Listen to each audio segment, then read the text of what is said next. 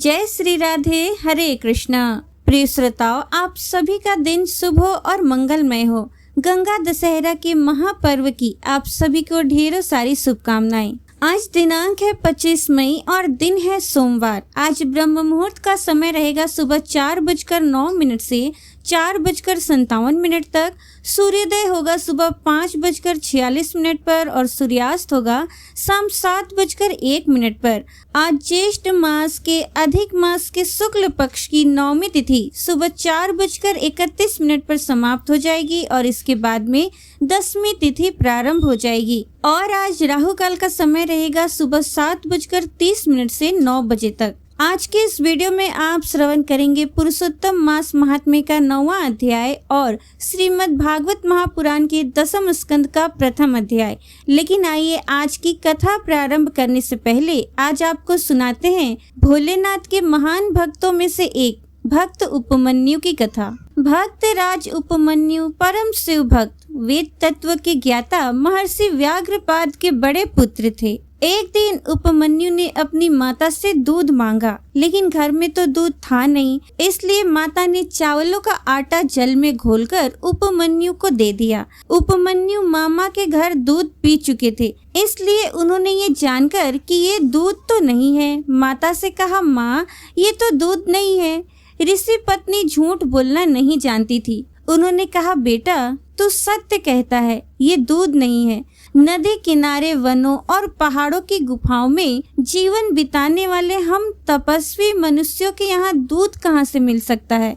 हमारे तो सर्वस्व श्री शिवजी महाराज हैं। तू यदि दूध चाहता है तो जा उन जगन्नाथ श्री शिव जी को प्रसन्न कर, वे प्रसन्न होकर तुझे दूध भात देंगे। माता की ये बात सुनकर बालक उपमन्यु ने पूछा, माँ भगवान श्री शिव जी कौन है?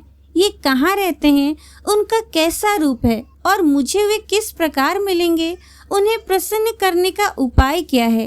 बालक के सरल वचनों को सुनकर स्नेहवश माता की आंखों में आंसू भर आए। माता ने उसे शिव तत्व बतलाया और कहा, तू उनका भक्त बन, उनमें मन लगा, उनमें विश्वास रख, एकमात्र उनकी शरणागत हो जा, उन्हीं का भजन कर, उन्हीं को नमस्कार कर। ऐसा करने से वे कल्याण स्वरूप तेरा निश्चय ही कल्याण करेंगे। उनको प्रसन्न करने का महामंत्र है नमः शिवाय। माता से उपदेश पाकर बालक उपमन्यु शिव जी को प्राप्त करने का दृढ़ संकल्प करके घर से निकल पड़े।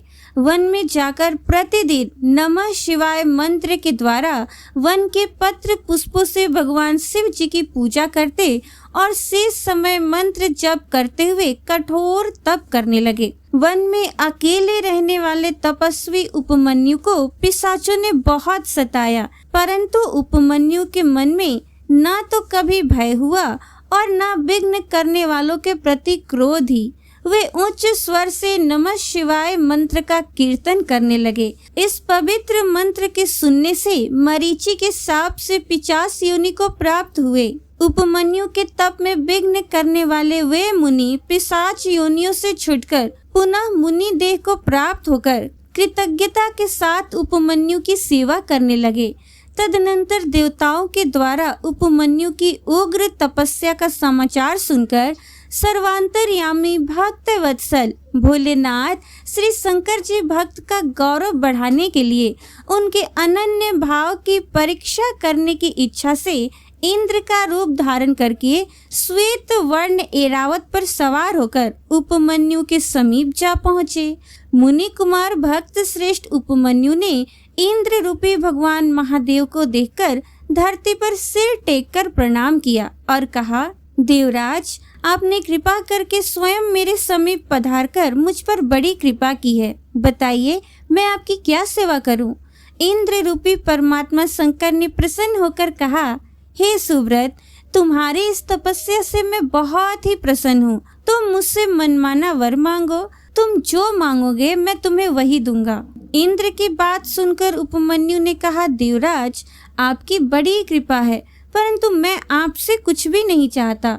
मुझे न तो स्वर्ग चाहिए न स्वर्ग का ऐश्वर्य ही, मैं तो भगवान शंकर का दासानुदास बनना चाहता हूँ। जब तक वे प्रसन्न होकर मुझे दर्शन नहीं देंगे तब तक मैं तप को नहीं छोड़ूंगा। त्रिभुवन सार, सबके आदि पुरुष, अद्वितीय अविनाशी भगवान शिव को प्रसन्न किए बिना किसी को स्थिर शांति नहीं मिल सकती। मेरे दोषों के कारण मुझे इस जन्म में भगवान के दर्शन ना हो और यदि मेरा फिर से जन्म हो तो उसमें भी भगवान शिव पर ही मेरी अक्षय और अनन्य भक्ति बनी रहे। इंद्र से इस प्रकार कहकर उपमन्यु फिर अपनी तपस्या में लग गए। तब इंद्र रूपधारी शंकर ने उपमन्यु के सामने अपने गुणों द्वारा अपनी ही निंदा करना आरंभ किया। मुनि को शिव निंदा सुनकर बड़ा ही दुख हुआ। कभी क्रोध ना करने वाले मुनि के मन में भी इष्ट की निंदा सुनकर क्रोध का संचार हो आया और उन्होंने इंद्र का वध करने की इच्छा से अघोरास्त्र से अभिमंत्रित भस्म लेकर इंद्र पर फेंकी और शिव निंदा सुनने के प्रायश्चित स्वरूप अपने शरीर को भस्म करने के लिए आग्नेयी धारणा का प्रयोग करने लगे। उनकी ये स्थिति देखकर भगवान शंकर परम प्रसन्न हो गए। भगवान के आदेश से आग्नेयी धारणा का निवारण हो गया और नंदी ने अघोरास्त्र का निवारण कर दिया। इतने में ही उपमन्यु ने चकित होकर देखा कि ऐरावत हाथी ने चंद्रमा के समान सफेद कांति वाले बैल का रूप धारण कर लिया और इंद्र की जगह भगवान शिव अपने दिव्य रूप में जगत जननी माँ जगदम्बा के साथ उस पर विराजमान है। वे करोड़ों सूर्यों के समान तेज से आच्छादित और करोड़ों चंद्रमाओं के समान सुशीतल सुधामय किरणों की धाराओं से घिरे हुए हैं। उनके शीतल तेज से सब दिशाएं प्रकाशित और प्रफुल्लित हो गई। वे अनेक प्रकार के सुंदर आभूषण पहने थे। उनके उज्जवल सफेद वस्त्र थे। सफेद फूलों की सुंदर माला उनके गले में थी। श्वेत मस्तक पर चंदन लगा था। श्वेत ही ध्वजा थी। श्वेत ही यज्ञोपवीत था।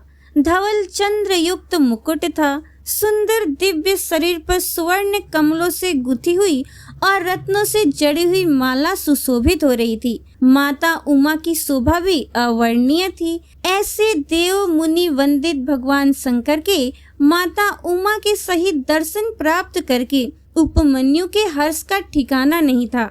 उपमन्यु गदगद कंठ से प्रार्थना करने लगे। भक्ति की निष्कपट और सरल प्रार्थना से प्रसन्न होकर भगवान शंकर ने कहा, बेटा उपमन्यु, मैं तुझ पर परम प्रसन्न हूँ। मैंने भली भांति परीक्षा करके देख लिया कि तू तो मेरा अनन्य और दृढ़ भक्त है। बता, तू क्या चाहता है? ये याद रख कि तेरे लिए मुझको कुछ भी अदेय नहीं है। भगवान शंकर के स्नेह भरे वचनों को सुनकर उपमन्यु के आनंद की सीमा न रही। उनके नेत्रों से आनंद के आंसुओं की धारा बहने लगी। वे गदगद स्वर से बोले, नाथ, आज मुझे क्या मिलना बाकी रह गया? मेरा ये जन्म सदा के लिए सफल हो गया। देवता भी जिनको प्रत्यक्ष नहीं देख सकते, वे देवाधिदेव महादेव आज कृपा करके मेरे सामने विराजमान है। इससे अधिक मुझे और क्या चाहिए? इस पर भी यदि आप कुछ देना ही चाहते हैं तो यही दीजिए कि आपके श्री चरणों में मेरी अविचल और अनन्य भक्ति सदा बनी रहे।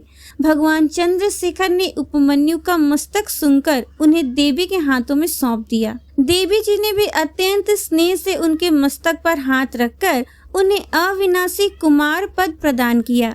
तदनंतर भगवान शिव जी ने कहा, बेटा, तू आज अमर, अजर, तेजस्वी, यशस्वी और दिव्य ज्ञान युक्त हो गया। तेरे सारे दुखों का सदा के लिए नाश हो गया। तू मेरा अनन्य भक्त है। ये दूध भात की खीर ले। ये कहकर शिव जी अंतर्ध्यान हो गए। उपमन्यु ने ही भगवान श्री कृष्ण को शिव मंत्र की दीक्षा दी थी। तो प्रेम से बोलिए, नमः पार्वती पते, हर हर महादेव। भक्त और भगवान की जय। अब सुनिए पुरुषोत्तम मास महात्म्य का आज का अध्याय। सूत जी बताते हैं कि मेधावी ऋषि की कन्या अपने पिता के निधन के बाद अत्यंत दुख और अकेलेपन में जीवन व्यतीत कर रही थी। उसका हृदय शोक से भरा हुआ था। वो न केवल माता पिता से विहीन थी, बल्कि अपने भविष्य को लेकर भी बड़ी चिंतित थी। वो कन्या एक सूनी हिरणी की तरह भयभीत और असहाय होकर अपने घर में रहती थी। उसके नेत्र आंसुओं से भरे रहते, हृदय दुख की अग्नि में जलता रहता और हर क्षण वो अपने जीवन का कोई मार्ग नहीं देख पाती थी। उसके मन में सबसे बड़ा दुख तो ये था कि उसका विवाह नहीं हुआ था और अब उसके जीवन का क्या होगा, ये चिंता उसे भीतर से तोड़ रही थी। उसी समय उसके दुख को दूर करने के लिए दिव्य संयोग से महान तपस्वी दुर्वासा ऋषि वहां पधारे। वे अत्यंत तेजस्वी, क्रोधी किंतु कृपालु मुनि थे, जिनकी महिमा स्वयं देवताओं तक में प्रसिद्ध थी। उन्हें देखकर कन्या के मन में आशा की किरण जागी। कन्या ने अत्यंत श्रद्धा और विनम्रता से दुर्वासा ऋषि का स्वागत किया। अर्घ्य, पाद्य और वन में उपलब्ध फल फूल से उनकी पूजा की। उसने उन्हें प्रणाम करते हुए कहा कि आज उसका जीवन धन्य हो गया, क्योंकि एक महान संत उसके द्वार पर आए हैं। उसने ये भी कहा कि शायद उसके पिता के पुण्यों के कारण ही ये सौभाग्य उसे प्राप्त हुआ है। दुर्वासा ऋषि उसकी सेवा भाव और विनम्रता से अत्यंत प्रसन्न हुए। उन्होंने उसे आशीर्वाद देते हुए कहा कि वो एक श्रेष्ठ कुल की धर्मपरायण और पुण्यात्मा कन्या है। उसके पिता का तप सफल हुआ है, जो उसे ऐसी कन्या की प्राप्ति हुई है। तब कन्या ने अपने हृदय का सारा दुख उनके सामने प्रकट किया। उसने कहा कि वो अनाथ है, उसका कोई सहारा नहीं है और विवाह न होने के कारण उसका जीवन अधूरा रह गया है। उसे ये भय सता रहा था कि यदि शीघ्र विवाह न हुआ तो उसका जीवन व्यर्थ हो जाएगा। उसकी करुण वाणी सुनकर दुर्वासा ऋषि का हृदय द्रवित हो उठा। यद्यपि वे स्वभाव से क्रोधी थे, परंतु भीतर से अत्यंत दयालु थे।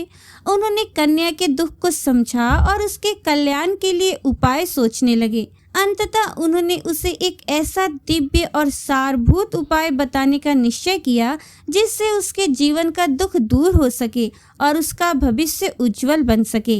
प्रिय श्रोताओ, आज का अध्याय यहीं पर समाप्त हुआ। आगे के अध्याय का श्रवण आप कल के वीडियो में जरूर कीजिएगा। अब सुनिए श्रीमद् भागवत महापुराण। प्रिय श्रोताओ, आज से श्रीमद् भागवत महापुराण के 10वें स्कंद का प्रारंभ होने जा रहा है। श्रीमद् भागवत महापुराण में 10वां स्कंद सबसे बड़ा स्कंद है और 10वें स्कंद को श्रीमद् भागवत जी का प्राण कहा जाता है, क्योंकि इस स्कंद में श्री कृष्ण अवतार की संपूर्ण लीलाओं का वर्णन किया गया है और कहा जाता है कि इस स्कंद का प्रेम भाव से श्रवण करने पर श्री कृष्ण के लिए प्रेम लक्षणा भक्ति प्राप्त होती है।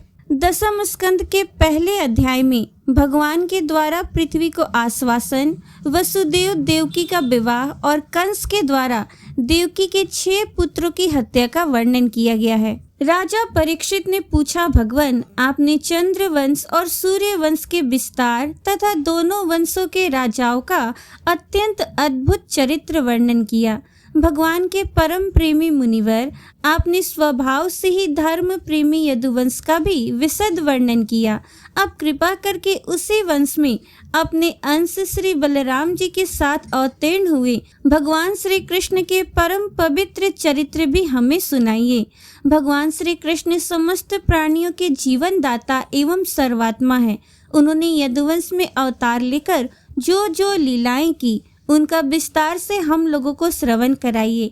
जिनकी तृष्णा की प्यास सर्वदा के लिए बूझ चुकी है, वे जीवन मुक्त महापुरुष, जिसका पूर्ण प्रेम से अतृप्त रहकर गान किया करते हैं, मुमुक्षु जनों के लिए जो भव रोग का रामबाण औषध है तथा विषयी लोगों के लिए भी उनके कान और मन को परम आह्लाद देने वाले हैं। भगवान श्री कृष्ण चंद्र के ऐसे सुंदर, सुखद, रसीले गुणानुवाद से पशुघाती अथवा आत्मघाती मनुष्य के अतिरिक्त और ऐसा कौन है जो विमुख हो जाए, उससे प्रीति ना करे। श्री कृष्ण तो मेरे कुलदेव ही हैं। जब कुरुक्षेत्र में महाभारत युद्ध हो रहा था और देवताओं को भी जीत लेने वाले भीष्म पितामह आदि अतिरथियों से मेरे दादा पांडवों का युद्ध हो रहा था, उस समय कौरवों की सेना उनके लिए अपार समुद्र के समान थी, जिसमें भीष्म आदि वीर बड़े बड़े मच्छों को भी निगल जाने वाले तिमिंगिल मच्छों की भांति भय उत्पन्न कर रहे थे। परंतु मेरे स्वनाम धन्य पितामह भगवान श्री कृष्ण के चरण कमलों की नौका का आश्रय लेकर उस समुद्र को अनायास ही पार कर गए। ठीक वैसे ही जैसे कोई मार्ग में चलता हुआ स्वभाव से ही बछड़े के खुर का गड्ढा पार कर जाए। महाराज, मेरा ये शरीर जो आपके सामने है तथा जो कौरव और पांडव दोनों ही वंशों का एकमात्र सहारा था, अश्वत्थामा के ब्रह्मास्त्र से जल चुका था। उस समय मेरी माता जब भगवान की शरण में गईं, तब उन्होंने हाथ में चक्र लेकर मेरी माता के गर्भ में प्रवेश किया और मेरी रक्षा की। केवल मेरी ही बात नहीं, वे समस्त शरीरधारियों के भीतर आत्म रूप से रहकर अमृतत्व का दान कर रहे हैं और बाहर काल रूप से रहकर मृत्यु का। मनुष्य के रूप में प्रतीत होना ये तो उनकी एक लीला है। आप उन्हीं की ऐश्वर्य और माधुर्य से परिपूर्ण लीलाओं का वर्णन कीजिए। भगवान, आपने अभी बताया था कि बलराम जी रोहिणी के पुत्र थे। इसके बाद देवकी के पुत्रों में भी आपने उनकी गणना की। दूसरा शरीर धारण किए बिना दो माताओं का पुत्र होना कैसे संभव है? असुरों को मुक्ति देने वाले और भक्तों को प्रेम वितरण करने वाले भगवान श्री कृष्ण अपने वात्सल्य स्नेह से भरे हुए पिता का घर छोड़कर व्रज में क्यों चले गए? यदुवंश शिरोमणि भक्त वत्सल प्रभु ने नंद आदि गोप बंधुओं के साथ कहाँ कहाँ निवास किया?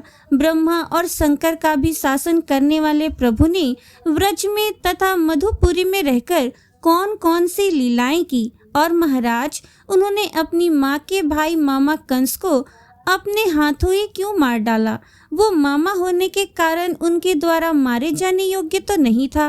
मनुष्याकार सजदानंदमय विग्रह प्रकट करके द्वारकापुरी में यदुवंशियों के साथ उन्होंने कितने वर्षों तक निवास किया और उन सर्वशक्तिमान प्रभु की पत्नियां कितनी थीं? मुने, मैंने श्री कृष्ण की जितनी लीलाएं पूछी हैं और जो नहीं पूछी हैं वे सब आप मुझे विस्तार से सुनाइए, क्योंकि आप सब कुछ जानते हैं और मैं बड़ी श्रद्धा के साथ उन्हें सुनना चाहता हूँ। भगवान, अन्न की तो बात ही क्या, मैंने जल का भी परित्याग कर दिया है। फिर भी वो असह्य भूख प्यास जिसके कारण मैंने मुनि के गले में मृत सर्प डालने का अन्याय किया था, मुझे तनिक भी नहीं सता रही है, क्योंकि मैं आपके मुख कमल से झरती हुई भगवान की सुधामय लीला कथा का पान कर रहा हूँ। सूत जी कहते हैं, सौनक जी, भगवान के प्रेमियों में अग्रगण्य एवं सर्वज्ञ श्री सुखदेव जी महाराज ने परीक्षित का ऐसा समीचीन प्रश्न सुनकर,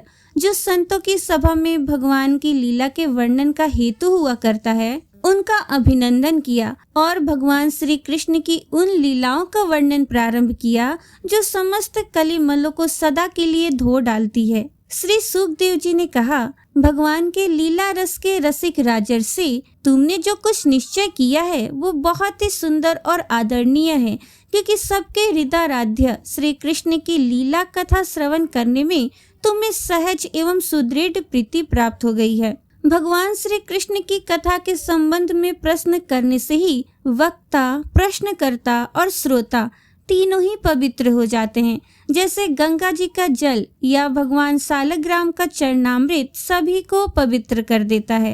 परीक्षित, उस समय लाखों दैत्यों के दल ने घमंडी राजाओं का रूप धारण कर अपने भारी भार से पृथ्वी को आक्रांत कर रखा था। उससे त्राण पाने के लिए वो ब्रह्मा जी की शरण में गई। पृथ्वी ने उस समय गौ का रूप धारण कर रखा था। उसके नेत्रों से आंसू बह बहकर मुंह पर आ रहे थे। उसका मन तो खिन्न था ही, शरीर भी बहुत क्रिस हो गया था। वो बड़े करुण स्वर से रंभा रही थी। ब्रह्मा जी के पास जाकर उसने उन्हें अपनी पूरी कष्ट कहानी सुनाई। ब्रह्मा जी ने बड़ी सहानुभूति के साथ उसकी दुख गाथा सुनी। उसके बाद वे भगवान शंकर, स्वर्ग के अन्यान्य प्रमुख देवता तथा गौ के रूप में आई हुई पृथ्वी को अपने साथ लेकर क्षीर सागर के तट पर गए। भगवान देवताओं के भी आराध्य देव हैं। वे अपने भक्तों की समस्त अभिलाषाएं पूर्ण करते हैं और उनके समस्त क्लेशों का नाश कर देते हैं। वे ही जगत के एकमात्र स्वामी हैं। क्षीर सागर के तट पर पहुंचकर ब्रह्मा आदि देवताओं ने पुरुष सूक्त के द्वारा उन्हीं परम पुरुष सर्वांतर्यामी प्रभु की स्तुति की। स्तुति करते करते ब्रह्मा जी समाधिस्थ हो गए।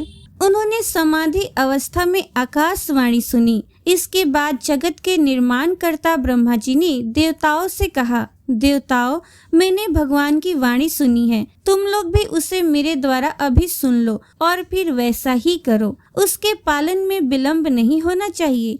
भगवान को पृथ्वी के कष्ट का पहले से ही पता है। वे ईश्वरों के भी ईश्वर हैं, अतः अपनी काल शक्ति के द्वारा पृथ्वी का भार हरण करते हुए वे जब तक पृथ्वी पर लीला करे तब तक तुम लोग भी अपने अपने अंशों के साथ यदुकुल में जन्म लेकर उनकी लीला में सहयोग दो। वसुदेव जी के घर स्वयं पुरुषोत्तम भगवान प्रकट होंगे। उनकी और उनकी प्रियतमा श्री राधा की सेवा के लिए देवांगनाएं जन्म ग्रहण करें।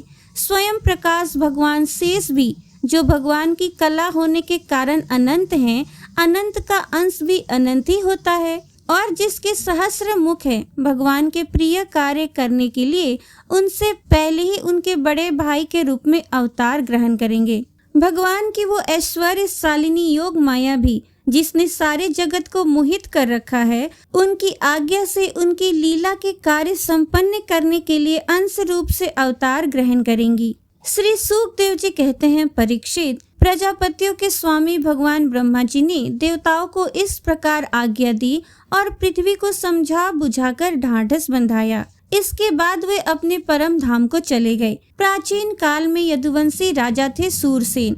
वे मथुरापुरी में रहकर माधुर मंडल और सूरसेन मंडल का राज्य शासन करते थे।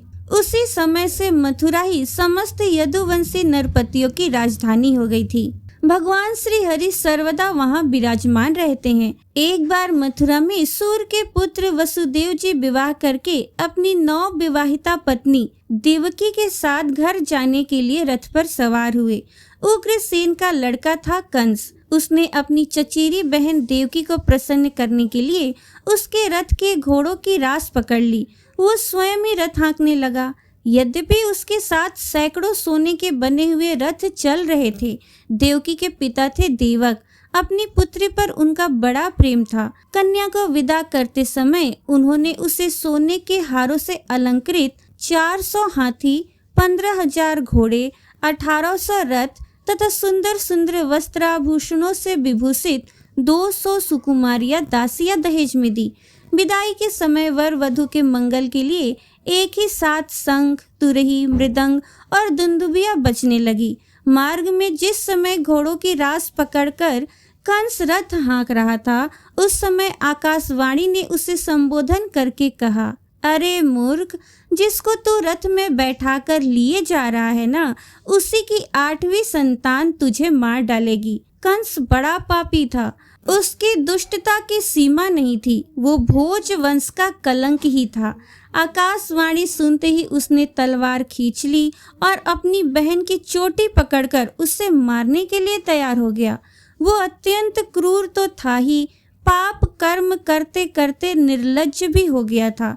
उसका ये काम देखकर महात्मा वसुदेव जी उसको शांत करते हुए बोले, राजकुमार, आप भोजवंश के होनहार वंशधर तथा अपने कुल की कीर्ति बढ़ाने वाले हैं।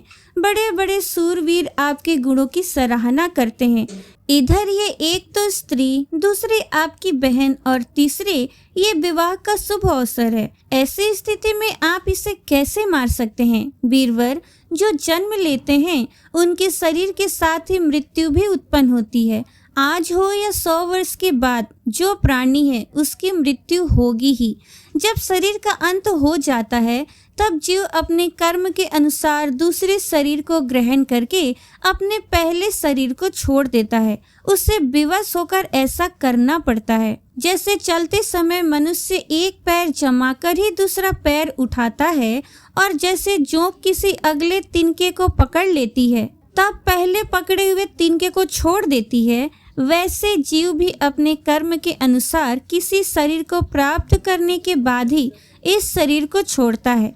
जैसे कोई पुरुष जागृत अवस्था में राजा के ऐश्वर्य को देखकर और इंद्रादि के ऐश्वर्य को सुनकर उसकी अभिलाषा करने लगता है और उसका चिंतन करते करते उन्हीं बातों में घुल मिलकर एक हो जाता है, तथा स्वप्न में अपने को राजा या इंद्र के रूप में अनुभव करने लगता है। साथ ही अपनी दरिद्रता अवस्था के शरीर को भूल जाता है। कभी कभी तो जागृत अवस्था में ही मन उन बातों का चिंतन करते करते तन्मय हो जाता है और उसे स्थूल शरीर की सुध नहीं रहती। वैसे ही जीव कर्मकृत कामना और कामनाकृत कर्म के वश में होकर दूसरे शरीर को प्राप्त हो जाता है और अपने पहले शरीर को भूल जाता है। जीव का मन अनेक विकारों का पुंज है। देहांत के समय वो अनेक जन्मों के संचित और प्रारब्ध कर्मों की वासनाओं के अधीन होकर माया के द्वारा रचे हुए अनेक 5 भौतिक शरीरों में से जिस किसी शरीर के चिंतन में तल्लीन हो जाता है और मान बैठता है कि ये मैं हूँ, उसे वही शरीर ग्रहण करके जन्म लेना पड़ता है। जैसे सूर्य, चंद्रमा आदि चमकीली वस्तुएं जल से भरे हुए घड़ों या तेल आदि तरल पदार्थों में प्रतिबिंबित होती हैं और हवा के झोंके से उनके जल आदि के हिलने डोलने पर उनमें प्रतिबिंबित वस्तुएं भी चंचल जान पड़ती हैं, वैसे ही जीव अपने स्वरूप के अज्ञान द्वारा रचे हुए शरीरों में राग करके उन्हें अपना आप मान बैठता है और मोहवश उनके आने जाने को अपना आना जाना मानने लगता है। इसलिए जो अपना कल्याण चाहता है उसे किसी से द्रोह नहीं करना चाहिए, क्योंकि जीव कर्म के अधीन हो गया है और जो किसी से भी द्रोह करेगा उसको इस जीवन में शत्रु से और जीवन के बाद परलोक से भयभीत होना ही पड़ेगा। ये आपकी छोटी बहन अभी बच्ची और बहुत दीन है। ये तो आपकी कन्या के समान है। इस पर अभी अभी इसका विवाह हुआ है। विवाह के मंगल चिन्ह भी इसके शरीर पर से नहीं उतरे हैं। ऐसी दशा में आप जैसे दीन वत्सल पुरुष को इस बेचारी का वध करना उचित नहीं है। श्री सुखदेव जी कहते हैं, परीक्षित, इस प्रकार वसुदेव जी ने प्रशंसा आदि साम नीति और भय आदि भेद नीति से कंस को बहुत समझाया, परंतु वो क्रूर तो राक्षसों का अनुयायी हो रहा था, इसलिए उसने अपने घोर संकल्प को नहीं छोड़ा। वसुदेव जी ने कंस का विकट हठ देखकर ये विचार किया कि किसी प्रकार ये समय तो टाल ही देना चाहिए। तब वे इस निश्चय पर पहुँचे, बुद्धिमान पुरुष को जहाँ तक उसकी बुद्धि और बल साथ दे मृत्यु को टालने का प्रयत्न करना चाहिए। प्रयत्न करने पर भी वो न टल सके तो फिर प्रयत्न करने वाले का कोई दोष नहीं रहता। इसलिए इस मृत्यु रूप कंस को अपने पुत्र दे देने की प्रतिज्ञा करके मैं इस दीन देवकी को बचा लूं। यदि मेरे लड़के होंगे और तब तक ये कंस स्वयं नहीं मर जाएगा तब क्या होगा? संभव है उल्टा ही हो, मेरा लड़का ही इसे मार डाले, क्योंकि विधाता के विधान का पार पाना बहुत कठिन है। मृत्यु सामने आकर भी टल जाती है और टली हुई भी लौट आती है। जिस समय वन में आग लगती है उस समय कौन सी लकड़ी जले और कौन सी ना जले, दूर की जल जाए और पास की बची रहे, इन सब बातों में अदृष्ट के सिवा और कोई कारण नहीं होता। वैसे ही किस प्राणी का कौन सा शरीर बना रहेगा और किस हेतु से कौन सा शरीर नष्ट हो जाएगा, इस बात का पता लगा लेना बहुत ही कठिन है। अपनी बुद्धि के अनुसार ऐसा निश्चय करके वसुदेव जी ने बहुत सम्मान के साथ पापी कंस की बड़ी प्रशंसा की। परीक्षित, कंस बड़ा क्रूर और निर्लज्ज था, अतः ऐसा करते समय वसुदेव जी के मन में बड़ी पीड़ा भी हो रही थी। फिर भी उन्होंने ऊपर से अपने मुख कमल को प्रफुल्लित करके हंसते हुए कहा। वसुदेव जी ने कहा, सौम्य, आपको देवकी से तो कोई भय है नहीं। जैसा कि आकाशवाणी ने कहा है, भय आपको पुत्रों से है, सो इसके पुत्र मैं आपको लाकर सौंप दूंगा। श्री सुखदेव जी कहते हैं, परीक्षित, कंस जानता था कि वसुदेव जी के वचन कभी झूठे नहीं होते और उन्होंने जो कुछ कहा है वो युक्ति संगत भी है, इसलिए उसने अपनी बहन देवकी को मारने का विचार छोड़ दिया। इससे वसुदेव जी बहुत प्रसन्न हुए और उसकी प्रशंसा करके अपने घर चले आए। देवकी बड़ी सती साध्वी थी, सारे देवता उसके शरीर में निवास करते थे। समय आने पर देवकी के गर्भ से प्रतिवर्ष एक एक करके 8 पुत्र तथा 1 कन्या उत्पन्न हुई। पहले पुत्र का नाम था कीर्तिमान। वसुदेव जी ने उसे लाकर कंस को दे दिया। ऐसा करते समय उन्हें कष्ट तो अवश्य हुआ, परंतु उससे भी बड़ा कष्ट उन्हें इस बात का था कि कहीं मेरे वचन झूठे ना हो जाएं। परीक्षित, सत्य संत पुरुष बड़े से बड़ा कष्ट भी सह लेते हैं। ज्ञानियों को किसी बात की अपेक्षा नहीं होती। नीच पुरुष बुरे से बुरे काम भी कर सकते हैं और जो जितेंद्रिय हैं, जिन्होंने भगवान को हृदय में धारण कर रखा है, वे सब कुछ त्याग सकते हैं। जब कंस ने देखा कि वसुदेव जी का अपने पुत्र के जीवन और मृत्यु में समान भाव है एवं वे सत्य में पूर्ण निष्ठावान भी हैं, तब वो बहुत प्रसन्न हुआ और उनसे हंसकर बोला, वसुदेव जी, आप इस नन्हे से सुकुमार बालक को ले जाइए, इससे मुझे कोई भय नहीं है, क्योंकि आकाशवाणी ने तो ऐसा कहा था कि देवकी के 8वें गर्भ से जो संतान उत्पन्न होगी उससे मेरी मृत्यु होगी। वसुदेव जी ने कहा ठीक है और उस बालक को लेकर वे लौट आए, परंतु उन्हें मालूम था कि कंस बड़ा दुष्ट है और उसका मन उसके हाथ में नहीं है, वो किसी भी क्षण बदल सकता है, इसलिए उन्होंने उसकी बात पर विश्वास नहीं किया। परीक्षित, इधर भगवान नारद कंस के पास आए और उससे बोले कि कंस, व्रज में रहने वाले नंद आदि गोप, उनकी स्त्रियां, वसुदेव आदि वृष्णिवंशी यादव, देवकी आदि यदुवंश की स्त्रियां और नंद, वसुदेव दोनों के सजातीय बंधु बांधव और सगे संबंधी सबके सब देवता हैं। जो इस समय तुम्हारी सेवा कर रहे हैं वे भी देवता ही हैं। उन्होंने ये भी बतलाया कि दैत्यों के कारण पृथ्वी का भार बढ़ गया है, इसलिए देवताओं की ओर से अब उनके वध की तैयारी की जा रही है। जब देवर्षि नारद इतना कहकर चले गए तब कंस को ये निश्चय हो गया कि यदुवंशी देवता हैं और देवकी के गर्भ से भगवान विष्णु ही मुझे मारने के लिए पैदा होने वाले हैं। इसलिए उसने देवकी और वसुदेव को हथकड़ी बेड़ी से जकड़कर कैद में डाल दिया और उन दोनों से जो जो पुत्र होते गए उन्हें वो मारता गया।